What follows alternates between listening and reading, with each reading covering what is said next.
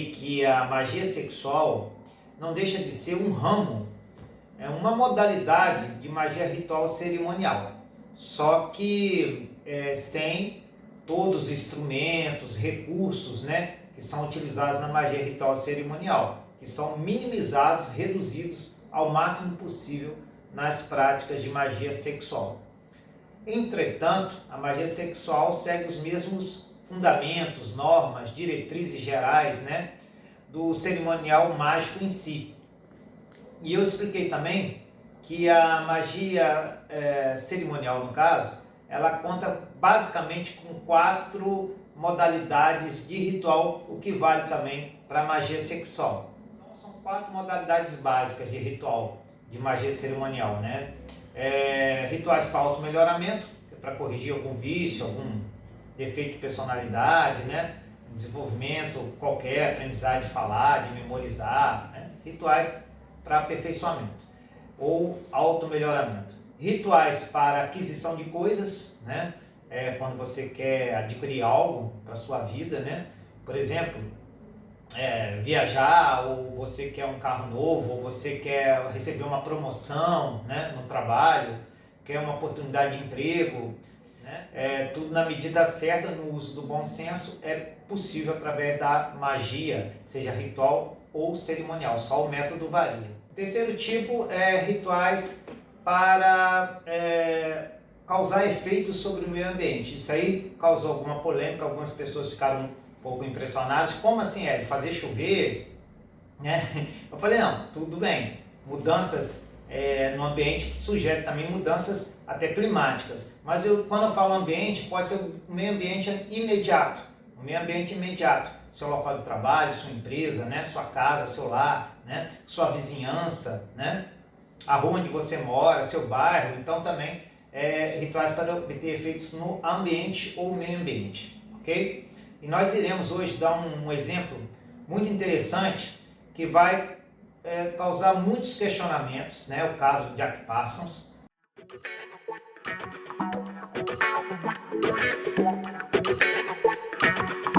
Um praticante de magia cerimonial e sexual norte-americano. E eu vou citar o caso dele aqui como exemplo. Eu sei que vai suscitar muitos questionamentos, mas também vai trazer muita luz, muito esclarecimento para a nossa mentoria de magia sexual ou feitiçaria sexual. Vai trazer uma luz sobre as práticas que eram utilizadas e que ainda são utilizadas até hoje pelos magistas modernos. Existe também a 4ª modalidade ritual, que é o ritual de ação de graças, né, o de adoração, mas isso nós iremos falar numa mentoria online, que é uma coisa mais ampla um pouco. Olha, Jack Parsons, meu inglês é ruim, às vezes eu falo Parsons, tá? Desculpe aí, mas é Jack Parsons. Ele foi um brilhante físico-químico, tá? Era cientista da NASA, tá bom? Ele desejava também, além de seguir a carreira científica, né? Ele desejava também seguir a carreira ocultista. Ele era discípulo de Aleister Crowley, ele tinha total fé e devoção à nova religião de Força e Fogo de Crowley, que é Telemann, tá? Que ele seguia e o qual ele tinha muito respeito, né, por Crowley. E, aliás, se comunicava durante vários anos por cartas e tal. E ele era um cientista, como eu disse, da NASA, tá? Da NASA. Ele ajudou muito na produção de foguetes, tá?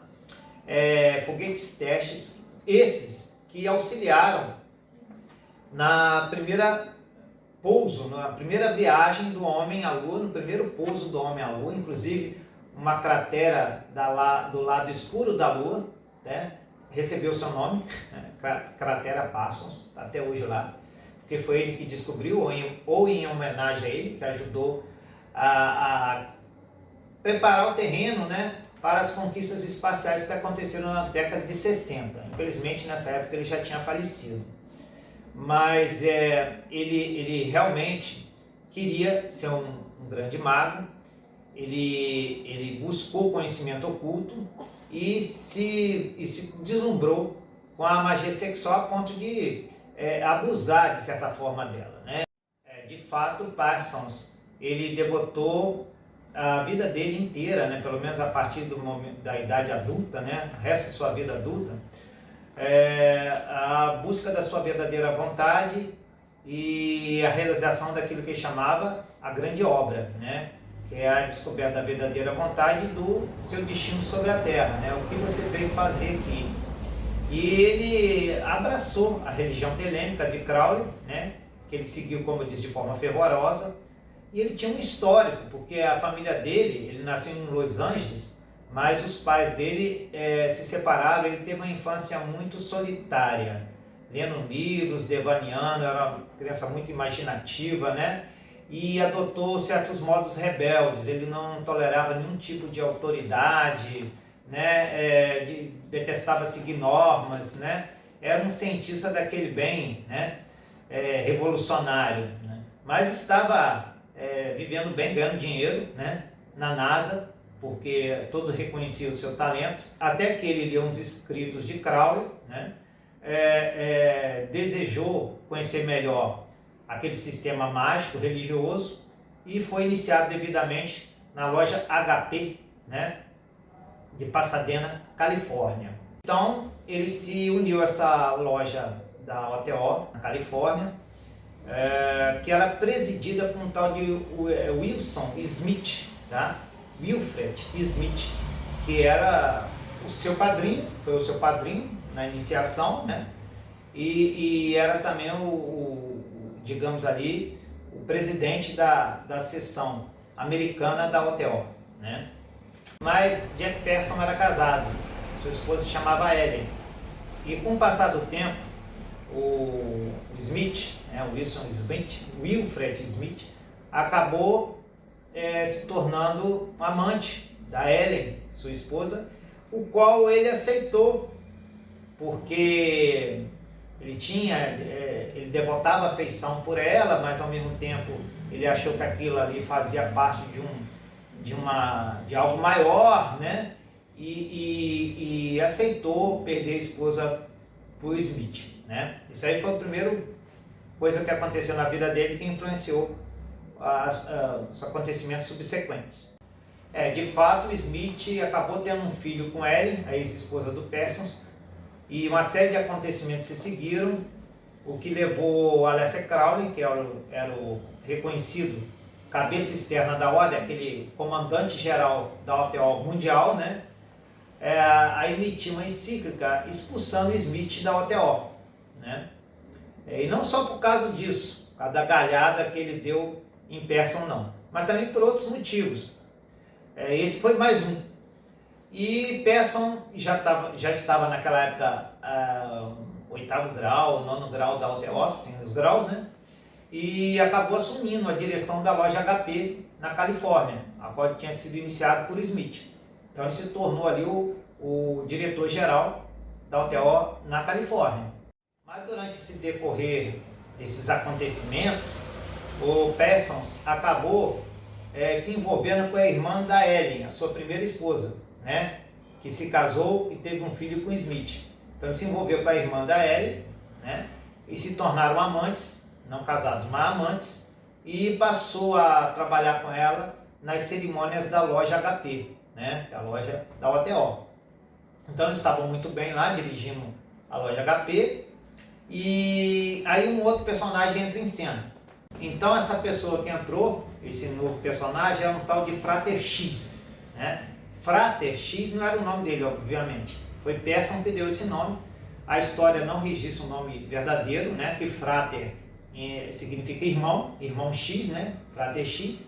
Ele entrou num círculo de amizade de Pearson, né? Alguns especulam que era através de conselhos advocatícios, algum favor comercial que ele fez a Pearson, não se sabe por que essa pessoa acabou ganhando a confiança de Pearson e por algum motivo foi morar junto com ele e sua amante, a Beth, que era irmã da primeira esposa, a Ellen. Parece que o tal do Frater X tinha uma capacidade mediúnica bem aguçada, um certo grau de clarividência também. E Pearson ficou impressionado por ele, achando que ele poderia ser uma espécie de médium para ajudar nos trabalhos mágicos, e aceitou, convidou ele, aliás, para morar junto com a sua esposa. Então aí começou a mais uma desgraça na vida do Pearson. Na época tinha adquirido os mais altos graus da OTO, né? Foi persuadido o Frater X, né, que era muito sedutor nas palavras, né, a quebrar o juramento de sigilo, porque toda ordem tem juramento de sigilo. E esses sigilos, que a OTO na época tinha, que hoje não é mais sigilo nenhum, estão relacionados aos graus internos da ordem, particularmente o grau 8º, 9º e o 11º grau, tá? Porque o grau 10 é um grau administrativo, o 11º grau é um grau também de segredo. Então o tal Frater X, que era nessa altura do campeonato um grande amigo do Pearson e já estava convivendo com ele, obteve os segredos dos graus internos da OTO, embora nunca tenha sido devidamente iniciado. Ele nunca foi apresentado à loja, nunca foi iniciado, tá? O Pearson não pôde iniciá-lo, não tinha autorização para isso, mas ele acabou conhecendo os segredos do 8º grau, que dizem respeito à magia autossexual, segredos da magia autossexual. O segredo do 9º grau diz respeito à magia heterossexual, né? E o segredo do 11º grau dizem respeito à magia homoerótica, tá? E embora tenha também variações a respeito desse trabalho, basta saber que esses segredos compreendem as técnicas psicossexuais e mágicas da OTO, né? Que, como eu disse, não é segredo para ninguém mais. Você encontra isso em sites, em livros, em revistas, né? Já foi muito falado sobre as técnicas do 8º grau, 9º grau, né? 11º grau, embora a maioria das pessoas ainda não tenha acesso ainda a isso de forma mais clara, né? É muita informação que vem junto com outros temas também sensacionalistas que acabam prejudicando a correta compreensão, já que a magia sexual demanda estudo, dedicação, não é algo que você aprende da noite para o dia, em sua forma teórica e nem na sua forma prática, né? Exige uma cuidadosa análise. O mais importante é saber que esses segredos foram passados por tal Frater X, que acabou também se namorando da companheira de Pearson, a Beth, né? E os dois, aliás, acabaram formando um casal que, junto com Pearson, formavam aquele tal de trisal moderno. Só que não deu muito certo e, por algum motivo, o Pearson acabou aceitando que os dois, né, mantivessem um relacionamento ali, né, e ele controlou o ciúme dele e tal, a passionalidade dele, e deixou a coisa rolar, vamos dizer assim. Mas a coisa não parou aí. Parece que esse tal de Frater X era muito persuasivo mesmo, muito convincente, porque ele convenceu o Pearson a formar uma empresa tripartida com ele e com a Beth. Então o nome dessa empresa seria Empreendimentos Aliados, tá? E eles procurariam recolher o máximo de recursos financeiros que eles pudessem, né, para se dedicarem a uma vida, digamos assim, monástica, né? E Pearson tinha umas ideias assim messiânicas, né, de aceleramento da raça humana, de que poderia acelerar o novo éon, né, que essa fase da humanidade tinha que ser superada, né, de egoísmo, de guerras e tal, que poderia vir uma nova era e que isso poderia ser antecipado através de certas práticas mágicas, né? O novo éon, o novo homem e a nova mulher. Então ele acreditava que através da religião de Telemann, né, principalmente que ele seguia, poderia acontecer uma antecipação, digamos assim, do Armagedon, ou do fim dos tempos, e a humanidade começaria um novo ciclo, ou pelo menos o meio ambiente, o trabalho que ele estava realizando seria como um farol, né, para que as pessoas, né, a humanidade se guiasse para uma nova visão religiosa que ultrapassava em muito o cristianismo, né? Era uma religião de independência, era uma religião que não haveria um Deus que controlasse, monoteísta, seria uma religião nova. Bom, é difícil explicar o que passava na cabeça dele. O importante é que ele acreditou que nas boas intenções de Frater X e entrou em sociedade com ele, Beth, nessa tal empresa, chamou de Empreendimentos Aliados. Bom, essa empresa, o Passon entrou com uma maior parte, a parte do leão. O Frater X entrou com a soma simbólica e Beth com nada, né? Mas de toda forma estava ali, e ele escreveu com Crowley, que estava muito entusiasmado, que ele confiava muito no Frater X, e ele abriu mão de Beth em prol de um ideal maior, de um objetivo maior que superava ele mesmo, transcendia a própria vontade pessoal dele. Então que ele não se incomodava, né, que Beth tivesse relação com o Frater X, né, embora que isso ele gostasse dela ainda, alimentasse um certo sentimento, etc. Só que aconteceu algo, o tal Frater X chegou para ele e falou, olha, por que você não vende a mansão da loja HP, que era o quartel-general da OTO na Califórnia, vende ela, né? Vende ela e vamos investir. Aí pouco vendeu a sede da OTO, dali um pouco o Frater X fugiu para a Beth, sumiram pelo mundo. Ele alegou que iria comprar um iate, deixou uma carta, olha, vamos comprar o iate e tal, e depois a gente pode vender esse iate também, com uma conversa assim, né? Só que, na verdade, ele fugiu, com a Beth deixando o Passon chupando o dedo. O iate, na verdade, ele foi comprado, mas ao invés de Frater X e Beth retornarem para a Califórnia, ao encontro de Passon, eles saíram velejando pela costa leste, né, e sumiram, né? Então aí, finalmente, neste momento, o Passon se viu enganado e ficou finalmente com raiva, né? Viu que ele foi traído. Então, a retrospectiva. Primeiro, a sua esposa Ellen foi roubada pelo Sr. Smith, né, que era o presidente, né, o chefe lá da seção da UTO na Califórnia, que depois foi expulso por Crowley.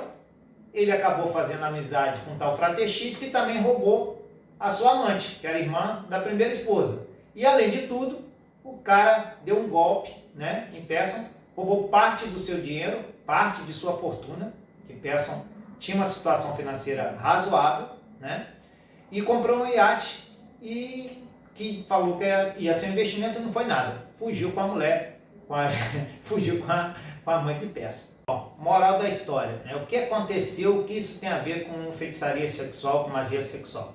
Aí que está. O Passon resolveu trabalhar uma fórmula do 8º grau da OTO, de magia autossexual, né? Magia autossexual é aquela magia que você usa consigo mesmo. Toda magia sexual, geralmente, presume-se a existência de um parceiro, que é baseado na doutrina da polaridade sexual, né? Só que a magia do 8º grau é a magia solitária, masturbação. Só que a masturbação mágica, né? Não é simplesmente, como diz aí na gíria, bater punheta. É um trabalho diferenciado. Então, nesse caso, o Passon utilizou as instruções do 8º grau para dar uma lição nos dois, né? Ele evocou, o que ele fez? Ele evocou os espíritos da Taba Enoquiana. O sistema de magia enoquiana é um sistema de magia ritual cerimonial criado por John Dee e Eduardo Kelly, né? Na Inglaterra, por volta de 1530, Inglaterra vitoriana, alta idade média, tá? Ou melhor, idade moderna, né? Porque a idade média termina em 1400 e alguma coisa com a queda de Constantinopla, depois começa a idade moderna. Bom, mas é antigo. Só que é um sistema considerado tanto de teurgia como de goetia, ou seja, teurgia evoca espíritos considerados anjos, né? Arcanjos, e também, no caso goetia, evoca demônios, tá? Então, é um sistema que utiliza técnicas de teurgia e de goetia. Só que os demônios da magia enoquiana não são os demônios especificamente da goetia tal como conhecemos, né? Os demônios do sistema enoquiano são espíritos elementais, tá? Considerados forças brutas dos elementos, do fogo, do ar, da água e da terra. são consideradas forças brutas e cegas, que devem ser controladas e devem ser equilibradas pelos anjos e querubins, né? Querubins, que também regem esses 4 elementos. E no caso do 8º grau da OTO, existe ali uma fórmula para evocar espíritos, né? Principalmente espíritos elementares, através das práticas de masturbação mágica. Como ele estava sozinho, sem parceira, foi o que ele fez. Esse método conta com algumas etapas, que resumidamente são o seguinte: esse método do 8º grau da OTO. A invocação do querubim elemental do ar, através de uma imagem talismânica, que nesse caso são os quadrados mágicos do sistema, chamado de tábuas enoquianas. São várias tábuas enoquianas, que alguns chamam de pirâmides. Vou mostrar aqui. Essas aqui são algumas tábuas enoquianas. Isso serviria como o talismã. Tá? Após a invocação, né, do espírito querube do ar, que é o regente ou rei do ar, né, que rege os demônios inferiores ou elementais, né, do ar, ele passa para a segunda fase. Então, após a invocação das chamadas enoquianas, que você invoca o querube, que é o rei elemental, né, o anjo elemental que controla os elementos, né, você deve utilizar, diz o texto, empunhar a baqueta e evocar os espíritos do ar. Então, neste caso, a baqueta, a varinha de comando, o bastão do mago é o próprio pênis, né? Ali está escrito de forma figurada, simbólica, mas quem utiliza o sistema, quem é iniciado nos mistérios, sabe que ali empunhar a baqueta significa, né? Pegue seu pênis, né? E a essência da baqueta são os fluidos sexuais masculinos, né? É o sêmen, que devem ser direcionados para a pirâmide. As pirâmides, na verdade, são as tábuas enoquianas, né, que têm formas de pirâmide truncada. Isso aqui geralmente é feito num pergaminho, tá?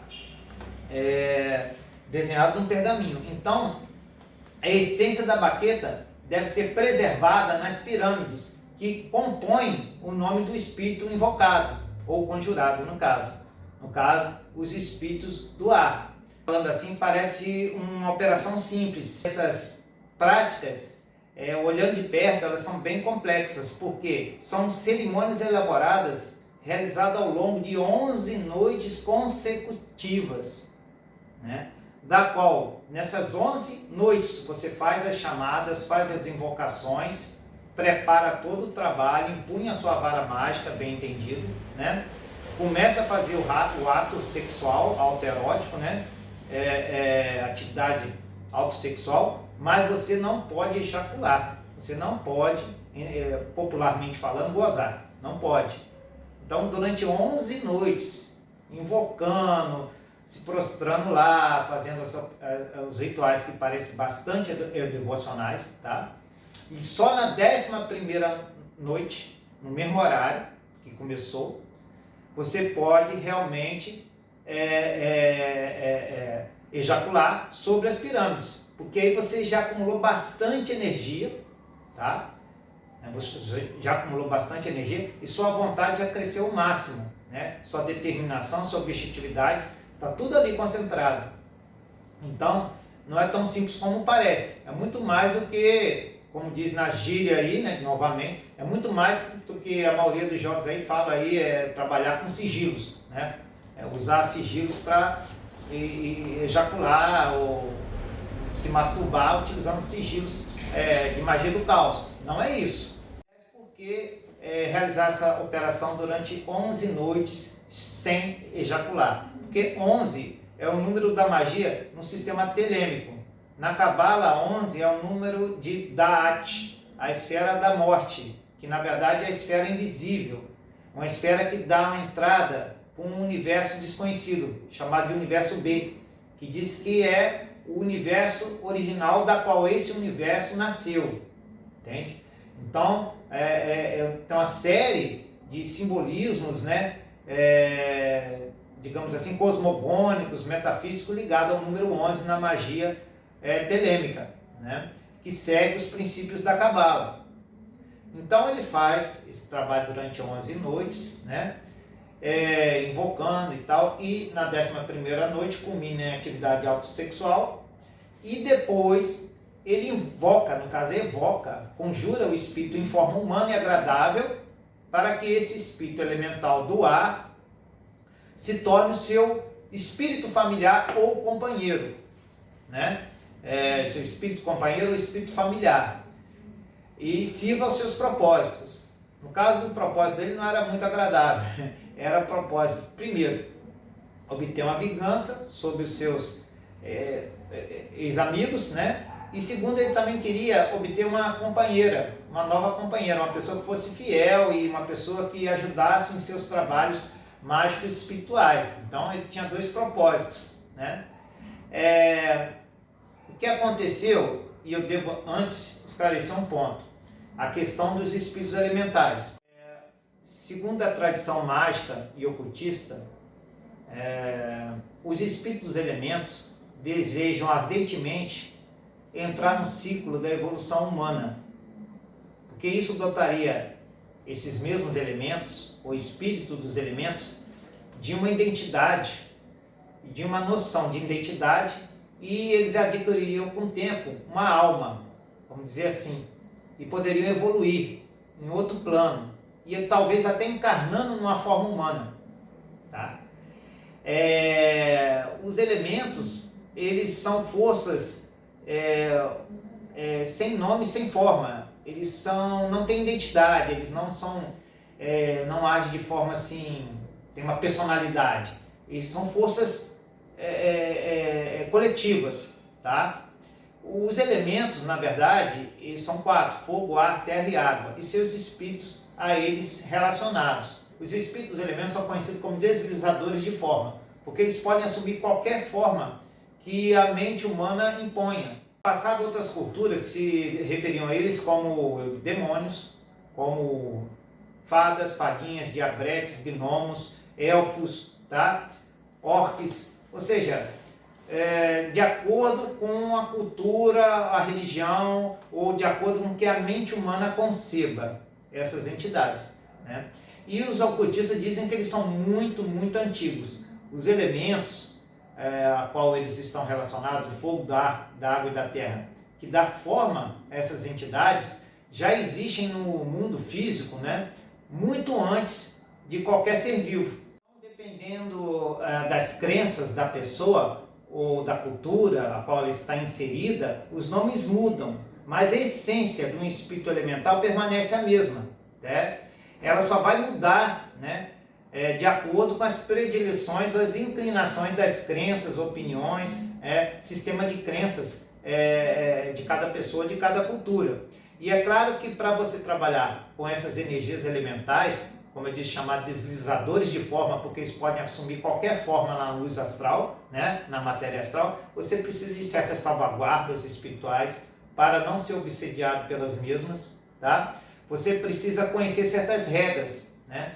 E ter todo o sistema preparado para lidar com essas forças de forma que resulte em algo positivo para a sua vida, algo realmente que seja útil, porque senão esses seres podem causar sérias perturbações, chamado hoje em dia de poltergeist, né? E outras, ainda piores, podem levar uma pessoa a trocar a realidade pela ficção, pela imaginação, porque eles podem assumir qualquer pensamento seu, tá? Aquilo que você acredita, eles podem responder por isso, né?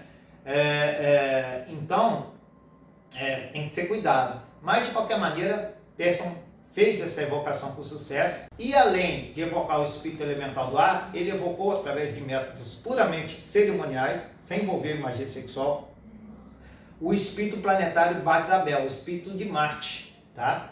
Que é próprio para guerras, lutas, vingança, proteção, né? Já que Marte é um planeta marcial, da guerra, né? Então ele evocou também o espírito de Marte. Combinando esses dois métodos, aconteceram coisas estranhas. Primeiro, o veleiro, né, no qual o Frater X e a Beth, a antiga amante de Pearson, viajavam fazendo cruzeiro, né, um passeio lá turístico deles, acabou sendo tomado por uma súbita rajada de vento, né, o qual rasgou as velas do veleiro e que forçou, né, o casal a arrumar para o porto mais próximo, né?